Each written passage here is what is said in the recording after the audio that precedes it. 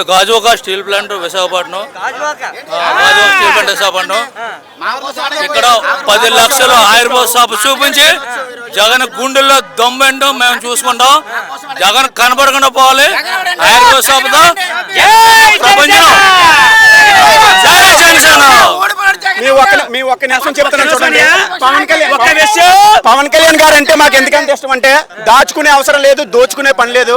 అలాంటి వ్యక్తికి ఫ్యాన్ గా ఉంటే అస్సలు తిరగలేదండి. ఎందుకంటే ఎంతో మంది పేద ప్రజల కోసం ఎంతో మంది తన సొంత డబ్బుల్ని మీరు పొలిటికల్ చూసి ఉంటారు, ఎంతో మందిని చూసుంటారు, డబ్బులు సంపాదించి ఆస్తులు పోగేసుకుని రాజకీయాల్లోకి వచ్చుంటారు. కానీ ఈయన మాత్రం తన సొంత డబ్బులు ప్రజలకు పెట్టి వాళ్ళ కష్టాలు తీర్చుదామని ఒకే ఒక ఉద్దేశంతో పవన్ కళ్యాణ్ గారు రాజకీయాల్లోకి రావడం జరిగిందండి. పవన్ కళ్యాణ్ గారు ఇంకొక విషయం ఏంటి తెలుసా, 7 సిద్ధాంతాలు నచ్చి ప్రతి ఒక్కరు వచ్చి ఇక్కడికి వచ్చినటువంటి ప్రజలందరూ ప్రతి ఒక్కరు ఇష్టపూర్వకతను వచ్చారండి.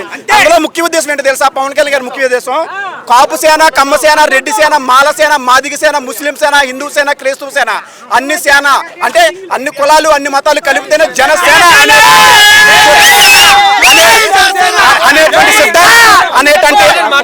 అనేటువంటి సిద్ధాంతాన్ని రూపొందించిన కళ్యాణ్ గారికి నిజంగా హృదయపూర్వక ధన్యవాదములు అండి. ఇంకొక విషయం వాళ్ళకి వీళ్ళకి కన్నం పెట్టి సున్నం వేసే రకం కాదండి. మేము వాళ్ళకి వీళ్ళకి కన్నం పెట్టి సున్నం వేసే రకం లేదు. ఏమనంటే ప్యాకేజీ ఇంకొకసారి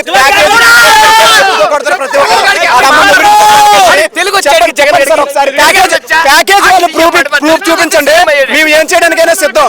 ఈ విషయం ప్రతి ఒక్కరు గుర్తుపట్టుకోవాలి. ఏమనంటే 175 నియోజకవర్గాలు పోటీ చేసే దమ్ముందా వాళ్ళకి ఒక విషయం అండి.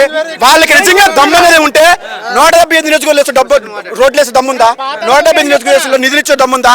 వాళ్ళకి వీళ్ళకి కన్నం పెట్టే సున్నం వేసే వీళ్ళు మా గురించి మా కళ్యాణ్ గురించి మాట్లాడుతున్నారా? ఏం మాట్లాడుతున్నారు అసలు?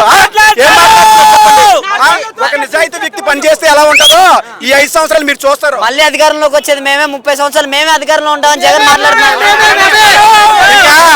జగన్ క్లోజ్ అయిపోయాడండి, మీరు చూడవసరం లేదు. ఎందుకంటే మంచి చేసే వ్యక్తుల వెనకాల జనాలు ఆల్రెడీ కనిపెట్టారు. ప్రతి ఒక్కడు భగవంతుడు అనేవాడు పైన ఉంటాడు. ఆయన చేసేటువంటి ప్రతిపక్ష నాయకుని తొక్కేశాడు, ఇలా చెప్పాడు, చేసి పెట్టాడు.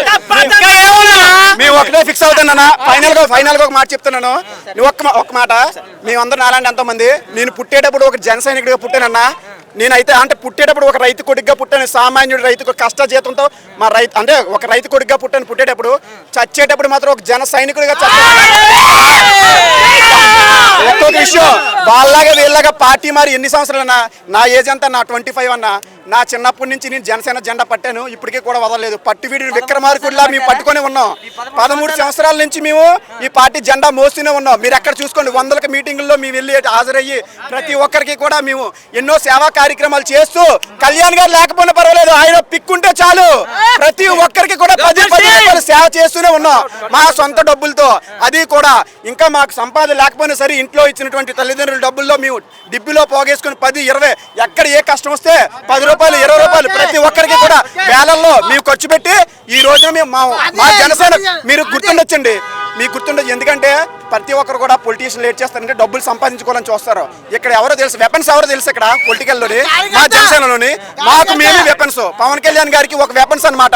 మా దగ్గర 10 రూపాయలు ఉంటే 10, 20 రూపాయలు ఉంటే 20. మీరు చూసే ఉంటారు సినిమాలు ఎలాగా చూసారు కదా మీరు.